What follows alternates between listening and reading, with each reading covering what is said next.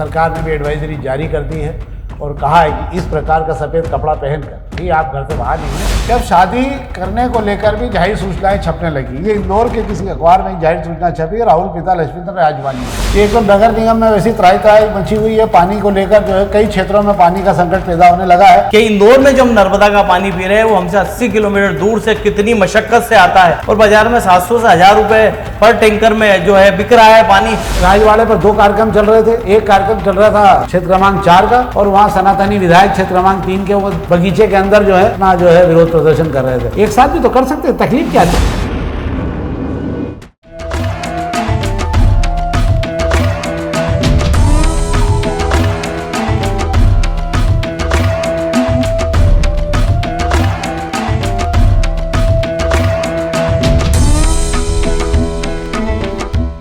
नमस्कार, शाम के अखबारों की चर्चा चाय के साथ।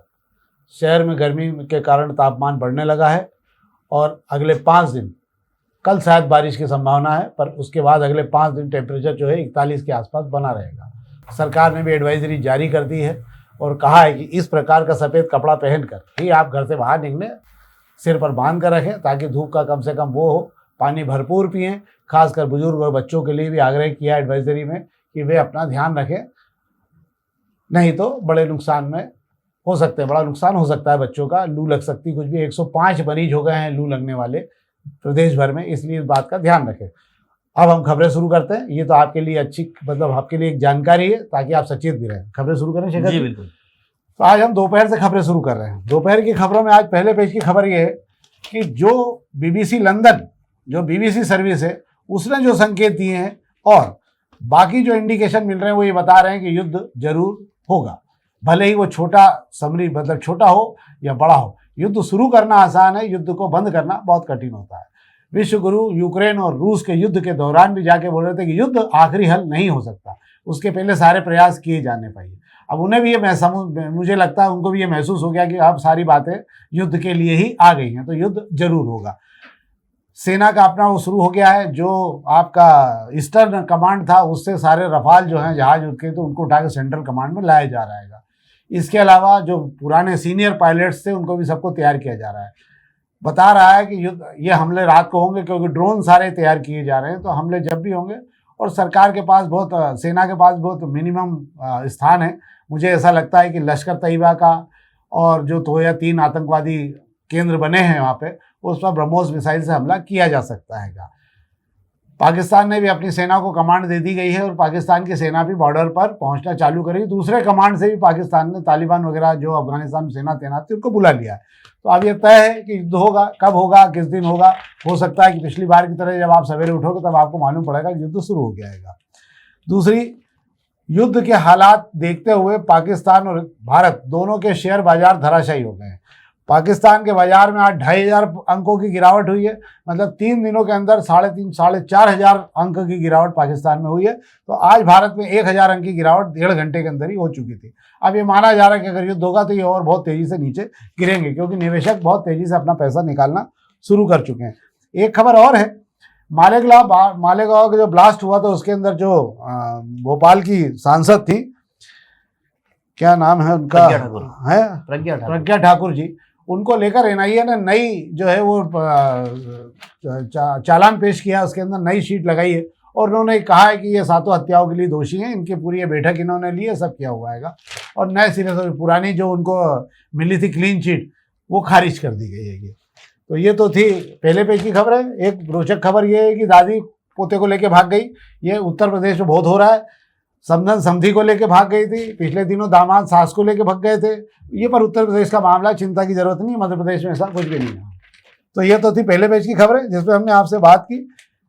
एक खबर पर मैं जरूर बात करना चाहूँगा शेखर जी, बड़ी रोचक खबर है, ये 2 नंबर पेज पे दोपहर के, कि अब शादी करने को लेकर भी जाहिर सूचनाएं छपने लगी। ये इंदौर के किसी अखबार में एक जाहिर सूचना छपी है, राहुल पिता लक्ष्मीधर राजवानी ने उन्होंने छपाई और उन्होंने कहा है कि राहुल पिता लक्ष्मीधर राजवानी अशोक नगर के रहने वाले हैं। इनने पिंकी ठाकुर पिता किशन चंद ठाकुर की लड़की से जो है सगाई कर ली है, बाकायदा विधिवत। किसी को उच्च रही आपत्ति हो तो 7 दिन में बताते, नहीं तो टेंडर खोल दिया जाएगा। मतलब यह है कि शादी कर ली जाएगी, उसके बाद कोई सुनवाई नहीं होगी। फिर यह है कि आप जो है इस जाहिर सूचना का खंडन या इस जाहिर सूचना की प्रतिक्रिया ही जाहिर कर पाएंगे। बहुत साल पहले उमर शरीफ का एक नाटक हुआ करता था, उसमें प्रोफेसर निजामी के रूप में जाने जाते थे। बड़ा रोचक नाटक है, कभी आप देखना चाहो तो साइड पे पड़ा भी होगा कहीं, बकरा किस्तों पे। उसके अंदर जो है उनकी 2 बेटियां रहती है और एक बेटी का जो है इसी प्रकार की जाहिर सूचना छपती है। तो प्रोफेसर निजामी पूछते हैं कि यार ये मेरी बेटी को प्लाट की तरह काट के कौन बेच रहा है यहाँ पे, और ये बड़ा रोचक नाटक है। वो पूरा नाटक उसी जाहिर सूचना पे ही बना हुआ था। चलिए, ये तो सामान्य खबरें थी जिस पे हमने बात की। एक और खबर यह है कि एक तो न्याय व्यवस्था और कॉलेजियन व्यवस्था को लेकर आज 100 से ज़्यादा अभिभाषकों ने हाई कोर्ट में अपने कमिश्नर कार्यालय जाके ज्ञापन सौंपा राष्ट्रपति के नाम कि कॉलेजियन जो व्यवस्था है कि जजों की नियोग, उसको व्यवस्था कानून को तबादलों को लेकर और पद स्थापना को लेकर तो भारी भ्रष्टाचार है, इसे रद्द किया जाना चाहिए। इसको लेकर 100 से ज़्यादा उन्होंने ज्ञापन दिए। क्या है शेखर जी ये मामले में? बिल्कुल सही कह रहे हैं कि इस तरीके की जो चीजें हैं, वकीलों, जिला कोर्ट के और हाई कोर्ट की जो कमेटी है, उस कमेटी ने इस तरीके का ज्ञापन सौंपा है और ज्ञापन में वो मांगे की है जो इनकी कमेटी की बैठकों में तय किया गया था, किस तरीके की चीजों की गड़बड़ियां होती है और क्या बदलाव होना चाहिए, उसको लेकर उन्होंने एक संभावित को आज ज्ञापन दिया है। अब हम बात कर लेते हैं पत्रिका की खबरों की। तो पत्रिका की खबरों में ये जरूर है कि वो हमने एक खबर के बारे में आपसे बात की थी, उत्तम यादव की लिखी हुई खबर थी, जिसमें कहा गया था कि कहीं के संपत्ति कर की रसीदें और कहीं के नक्शे पास किए जा रहे थे। उसके अंदर 10 से ज़्यादा इंजीनियरों के लाइसेंस निरस्त कर दिए जाएंगे और उनको जो है नक्शा उनके अब लग नहीं पाएंगे। बीओ बाबू और बीओ की बीआई जो है उनकी आड़ में काम चला करता था। क्या चेकर जी? बिल्कुल सही कह रहे हैं। बीओ बीआई के बगैर इस तरीके का संभव नहीं है। नगर निगम कोई भी नक्शा पास होता है तो वो बीओ बीआई की नज़रों के सामने से ही जाता है। अगर वे चुप हैं इसके अंदर तो उनकी भी जांच होनी चाहिए। और बात कर रहे हैं कि 10 के लाइसेंस निरस्त कर दिए हैं, बात तो यहाँ तक कही जा रही है कि एफआईआर तक दर्ज कराई जाएगी। और एफआईआर मुझे लगता है दर्ज कराई जानी चाहिए, कम से कम 2-4 के खिलाफ तो कार्रवाई होना चाहिए, क्योंकि ये पहली बार नहीं हो रहा है। दूसरी बार इस तरीके का कृत्य नगर निगम में से अधिकृत जो इंजीनियर और आर्किटेक्ट है उन लोगों को द्वारा किया गया है। बहुत जरूरी, आपका कहना सही है कि अगर 1-2-4 एफआईआर भी हो गई तो अगली बार ये कामकाज बंद हो जाएगा। नहीं तो ये चोरी छुपे जिनकी आदत पड़ गई है गलत तरीके से पैसा कमाने की, वो नहीं सुधरने वाले हैं। एक और खबर पर हम बात कर लेते हैं। इस बार नगर निगम लगाएगा 25,000 से ज़्यादा रेन वाटर हार्वेस्टिंग सिस्टम, जो है गंगा जल संवर्धन अभियान के तहत है। ये हार्वेस्टिंग सिस्टम के छतों पे और इन पे लगने वाले हैं, उन पे क्या है? गंगा जल संवर्धन अभियान के अंदर जो हार्वेस्टिंग सिस्टम नगर निगम पहले भी इंदौर में लगाता आया है और 1 लाख से ज्यादा जो हार्वेस्टिंग सिस्टम लगवा चुका है। बारिश के पहले हर बार इस तरीके का काम शुरू होता है। इस बार 25,000 का लक्ष्य लिया गया है, अच्छा है। और ये जो सिस्टम लगता है अपनी निजी मकानों पर ही लगना है, सरकारी इमारतों पे ऑलरेडी लग चुका है। और ये उन मकानों को तलाशा जाएगा जहाँ सिस्टम नहीं लगा है, उसके मकान मालिक को राजी किया जाएगा कि वे पानी को जमीन में उतारें। और ये काम हर जोन के जोनल अफसर का है जो अपने अपने जोन में कराते हैं। हालांकि बड़ी दिलचस्प बात यह है कि पिछले साल तक जो जोन में ये इस तरीके हार्वेस्टिंग सिस्टम लगे थे, जोनल अफसरों ने हाथ खड़े कर दिए थे कि अब हमारे बस का नहीं रहा है, जितने हम लगा सकते थे हमने लगवा दिए हैंगे। अब देखते हैं ये 25,000 जो नया सिस्टम लगाने की बात कर रहे हैं उसके लिए कहाँ जगह मिलती है और कितने लोगों को ये तैयार कर पाते हैं। वैसे भी इस शहर के अंदर पानी जो है बहुत सारे क्षेत्रों में 1000 फीट से नीचे जा चुका है, 500 और 600 फीट के नीचे पानी झूल रहा है। हम तो इस शहर के आम लोगों से भी अपील करना चाहते हैं कि वो भी इस शहर को बचाने के लिए खुद आगे आएँ। अगर उनको लगता है कि उनके मकान के अंदर ये हार्वेस्टिंग सिस्टम कर देने से अगर शहर में ज़मीन का कुछ भला होता है और ज़मीन में कुछ पानी जाता है तो क्या बुराई। हमें भी प्रयास करना चाहिए कि इससे कम से कम हम इस शहर को कुछ तो पानी हम जो ले रहे हैं उसका कुछ हद तक तो पानी उस ज़मीन को वापस करें। जिस धरती माँ से हम पानी ले रहे हैं, इतना नमक तो हमारा भी बनता है, दायित्व हमारा कि अगर हमारा मकान ऐसा है और उससे पानी अगर नीचे पहुंचाया जा सकता है तो ये हमारा धर्म भी बनता है कि हमें पानी पहुंचाना चाहिए। जरूर भी ये कंक्रीट का जंगल बनता जा रहा है शहर, और अगर हम पानी की चिंता आज नहीं करेंगे तो पानी बह के बारिश का निकल जाएगा और हम उसको सहेज नहीं पाएंगे। सहेजने के लिए जमीन में पानी उतारना और सबको, जैसा कि आपने कहा, सबको मिलकर कोशिश करनी होगी। जिसको जहां मौका मिल रहा है वहां पानी को जमीन में उतारने की कोशिश करें। बहुत सही खबर है, होना भी चाहिए, मुझे ऐसा लगता है। अब प्रभात किरण की खबर बात कर लेते हैं कि एक तो नगर निगम में वैसी त्राही मची हुई है पानी को लेकर, जो है कई क्षेत्रों में पानी का संकट पैदा होने लगा है और अभी पूरा 1 महीने से ज़्यादा का समय निकालना है। इधर जो टैंकर वाले नगर निगम में टैंकर लगाया करते तो उन्होंने हाथ ऊंचे कर दिए।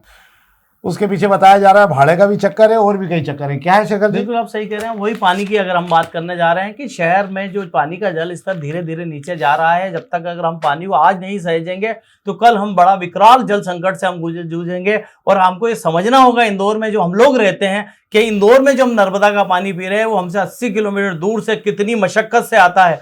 और मैं आपको इतना बता दूं कि जो लोग रोड पर गाड़ी धोते हैं, सड़कों पे पानी ढोलते हैं, उन्हें एक बार ले जाकर ये पानी किस तरीके से आता है व्यवस्था दिखा दी जाए ना, तो मुझे ऐसा लगता है कि वे जीवन में कभी दूसरी बार पानी का को ढोलेंगे नहीं और दुरुपयोग नहीं करेंगे। बात कर रहे हैं टैंकरों की, बात कर रहे हैं, गर्मी शुरू होते ही टैंकर जो है नगर निगम में लगाने का काम शुरू हो जाता है। पहले हालात ये रहते थे कि हर टैंकर वाला नगर निगम में टैंकर लगाने को आतुर रहता था, पर अब स्थितियां परिस्थितियां बदल गई है। वजह यह है कि नगर निगम में टैंकर वालों को जो पैसा मिलता है, उनको जो मूल पैसा मिलना चाहिए उसमें ठेकेदार अपना हिस्सा निकाल लेते हैं, और अपना हिस्सा निकालते ही नहीं है वे, उस पैसे को भी टुकड़ों टुकड़ों में इन्हें इतना परेशान करके देते हैं कि अब कोई टैंकर नगर निगम में लगाना नहीं चाहता, और बाजार में 700 से 1000 रुपए पर टैंकर में जो है बिक रहा है पानी, तो दिन में 2-4 ट्रिप लगा ली तो काम यूं ही हो जाता है, तो क्यों नगर निगम के चक्कर में पड़ेंगे। दूसरी, इसमें टैंकर वालों की भी थोड़ी सी एक परेशानी है, उनको भी एक तकलीफ है, मुझे लगता है वो गलत भी है, कि टैंकर वाले अपने टैंकर में मुफ्त का पानी लिखना नहीं चाहते। दूसरा, वे ये भी नहीं लिखना चाहते नगर निगम के कंट्रोल रूम का नंबर। इससे दिक्कत, ये व्यवहारिक दिक्कत ये आनी है कि उनका नगर निगम का काम निपटने के बाद में जो पानी बेचने का दूसरा खेल चलता है, उसके अंदर कहीं भी पानी बेचते हुए नजर आ गए तो बार बार कंट्रोल रूम पर शिकायतें होगी और पोल पट्टी खुलती रहेगी। ये 2 वजह हैं जिसकी वजह से टैंकर वालों ने नगर निगम से दूरी बना ली है। 600 टैंकर की नगर निगम को जरूरत है आज की तारीख में, पर नगर निगम में 330 टैंकर ही चल पा रहे हैं। अब पार्षद परेशान है, अफसरों ने कह दिया है कि टैंकर खुद ढूंढ के लाओ और लगाओ। अब कहां से पार्षद टैंकर ढूंढ के लाएं, बेचारे परेशान हो रहे हैं, नगर निगम के चक्कर लगा रहे हैं, टैंकर वालों को तैयार कर रहे हैं, पर कोई आने को तैयार नहीं है। एक खबर और है इसमें, अग्निबाण की हम खबरों की बात अब शुरू कर रहे हैं। आयकर विभाग देश के 45 शहरों में रोजगार मेला लगाएंगे। रोजगार मेला नहीं, ये नियुक्ति पत्र बांटे जाएंगे। रोजगार के लिए तो पहले ही एम्प्लॉयमेंट हो चुका है उन लोगों का, और पूरे देश भर में प्रधानमंत्री भाषण देंगे, उनको उद्बोधन देंगे। 1000 नियुक्ति हुई है आयकर विभाग में, और इन सबको नियुक्ति पत्र बांटे जाएंगे। रोजगार मेला नहीं कहलाएगा ये, पर लिखा है। एक और खबर ये है कि पलासिया पुल जो है उसकी उम्र क्षमता, ये इंडस्ट्री हाउस से लेकर जो पलासिया जाता है रास्ता, उस पर जो पुल बना हुआ है 30 फीट का, इसको 80 फीट बनाए जाने को लेकर इसकी चौड़ाई की जाएगी। क्या माना जाए शेखर जी, पूरा रोड जो 80 फीट हो जाएगा यहाँ से वहां तक? रोड ऑलरेडी बना हुआ है, पुल को चौड़ा किया जा रहा है, और उसके आसपास के तो कुछ जगह है उसको चौड़ा करना है। पहले नगर निगम ने यह तय किया था कि ये जो पुल जो बना हुआ है ये मजबूत हैगा, इसके आसपास की चौड़ाई बढ़ा दी जाए। अब उसका काम शुरू करने गए तो पहले यह भी देखना पड़ेगा कि जो पुल हम मजबूत बता रहे हैं वो वाकई मजबूत है कि नहीं। इसके लिए जीएसआईटीएस से इसका एक सर्वे कराया जा रहा है, उससे एक रिपोर्ट मांगी जा रही है कि ये पुल कितना मजबूत रहेगा। अगर वो पुल पूरा मजबूत, रिपोर्ट मजबूत आती है तो उसके आसपास की साइड को बड़ा चौड़ा कर दिया जाएगा, वरना पुल को फिर से बनाने की अगर रिपोर्ट आ जाती है तो पूरी योजना ही बदल जाएगी और फिर नए सिरे से काम करना पड़ेगा इस पे। मुझे लगता है 80 फीट बनेगा तो आसपास के 6 से 8 मकान तो जाएंगे, पक्का होगा। 80 फुट बनाने को तैयार है। अभी मेन मुद्दा यहाँ उलझ गया है कि नगर निगम ने टेंडर किया है पुल को चौड़ा करने का, अभी जो पुल बना हुआ उसके आसपास बढ़ाने का, पर अभी पेच ये फंस गया कि जितना हिस्सा के आसपास आप बढ़ा रहे, जो अभी मौजूद हिस्सा है वो मजबूत है कि नहीं, अभी वो देखा जा रहा है। चलिए अब एक खबर और हम बात कर लेते हैं। आखिरी खबर, ठप पड़ी रजिस्ट्रियां रद्द हो रहे हैं, मुसीबत बन गया संपदा पोर्टल।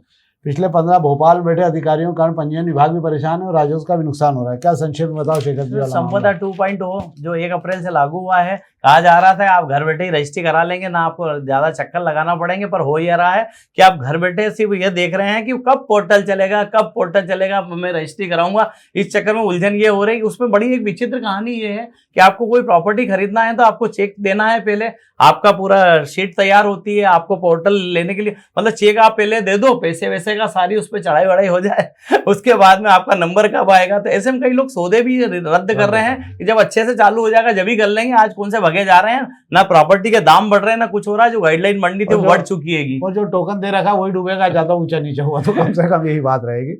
तो ये तो थी अखबारों की चर्चा। अब हम संक्षेप में जो है राजनीति में चर्चा कर लेते हैं। 2 मामले हैं, बड़े विचित्र मामले हैं। एक तो वक्फ कानून को लेकर भाजपा ने, जो सुमित मिश्रा जी जो अध्यक्ष हैं, नगर अध्यक्ष, उन्होंने ढिंढोरा पीटा था कि जो है भाजपा मुस्लिम, जितने मुस्लिम नेता, हर मुस्लिम नेता 20-20 महिलाओं को लेके आएगा और बड़ा वक्फ कानून के समर्थन पे बड़ा यहाँ पे प्रचार, मतलब वो किया जाएगा, जनसंवाद किया जाएगा और बताया जाएगा कि इस कानून में कितना अच्छा है। दूसरी ओर भोपाल में मुस्लिमों ने फरमान जारी कर दिया है, तमाम संगठनों ने, कि वो 30 तारीख को जो है आधे घंटे का लाइट बंद रखेंगे और इसका विरोध करेंगे रात को 9 से 9:30 बजे तक।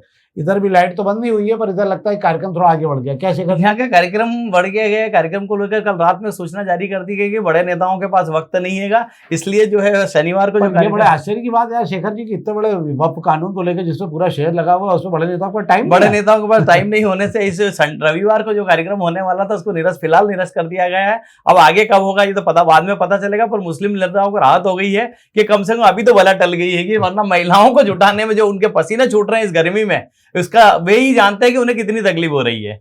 अब एक और मामला है, ये भी बड़ा रोचक मामला है अपने आप में, कि कल जो है पहलगाम में जो हादसा हुआ परसों, उसको लेकर राजवाड़े पर दो अलग अलग स्थितियां बनी।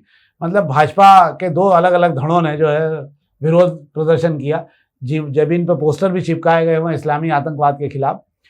अब मज़ेदार बात यह है कि यहाँ राजवाड़े पर भगवान की दया है कि यहाँ केवल दो विधानसभा लगती है, क्षेत्र क्रमांक 3 और क्षेत्र क्रमांक 4 दोनों की बॉर्डर लगती है। तो राजवाड़े पर दो कार्यक्रम चल रहे थे। एक कार्यक्रम चल रहा था क्षेत्र क्रमांक 4 का, एकलव्य की तरफ से, जिसमें उंगली से ब्लड निकालकर हस्ताक्षर कराए जा रहे थे, और दूसरी तरफ एक कार्यक्रम और उसके ठीक पीछे चल रहा था। यहाँ पर जो है भाजपा के जो 4 नंबर के तमाम कार्यकर्ता जुड़े थे, और वहाँ सनातनी विधायक क्षेत्र क्रमांक 3 के वो अंदर बगीचे के अंदर जो है अपना जो है विरोध प्रदर्शन कर रहे थे। एक साथ भी तो कर सकते, तकलीफ क्या थी? आपस में नहीं मिल पा रहे हैं, लड़ेंगे क्या? बिल्कुल आप सही कह रहे हैं कि भाजपा का कार्यक्रम है, भाजपा के विधायक हैं और एक ही जगह पर दो कार्यक्रम कर रहे हैं। मतलब इधर राजवाड़ा पर जहाँ जनता चौक है, 10 फीट की दीवार जनता चौक पे जहाँ बस स्टॉप है, वहां पे जो है 4 नंबर का मंच लगा हुआ था, रक्त हस्ताक्षर करके विरोध दर्ज कराया जा रहा था। वहीं पीछे की तरफ बगीचे के अंदर अहिल्या प्रतिमा पर कैंडल मार्च हो रहा था। बड़ा विचित्र सा था। दोनों तरफ से 3 और 4 नंबर के नेता, यही भाजपा ही आपस में बटी हुई नजर आ रही थी। ये लोग मिलकर एक मंच पर बैठ के एक कार्यक्रम कर सकते थे, या ये दोनों जने मिलकर पहले कैंडल मार्च कर लेते, कैंडल लगा लेते, वहां पे श्रद्धांजलि दे देते, बाद में जो है ये यहाँ आकर रक्त वो बाद में भी किया गया, पर दोनों ने अपना अपना आयोजन अलग अलग किया। ये बड़ा सा विचित्र सा लगा। और यही भाजपा है कि युवा मोर्चा जिस युवा ब्रिगेड जिसको कहा जाता है, वो गांधी हाल से पैदल मार्च करती हुई गांधी प्रतिमा तक गई। इसमें भी बड़े नेता शामिल हुए। तो भाजपा इसी बटी बटी क्यों कर रही है? सुमित मिश्रा जी एक ही फरमान जारी करके एक बड़ा आयोजन करा सकते हैं। हाँ, ये बात भी है, पर भाजपा के साथ दिक्कत है कि भाजपा बटी बटी ही नजर आ रही धीरे धीरे अलग अलग धड़ों में, क्योंकि भाजपा के कई नेता सब अपनी अपनी अलग अलग दुकानें चलाने लग गए हैं, उनकी अपनी पहचान अलग अलग स्थापित कर रहे हैं। तो ये तो होती है हमारी राजनीतिक खबरें जिस पर हमने बात की। इसी के साथ हम एक फटाफट कार्यक्रम बनाते हैं आपको खबरें देखने के लिए। 4 मिनट के अंदर शहर की सारी खबरें आप देख सकते हैं, तो उसका डिस्क्रिप्शन बॉक्स में आप उसको देख सकते हैं। हम आपसे आग्रह करेंगे कि ये कार्यक्रम की लोकप्रियता को देखते हुए कृपा करके आप भी जो है अधिक से अधिक मित्रों तक पहुंचाएं, ताकि शहर की जानकारी भी दी जा सके। बहुत बहुत धन्यवाद।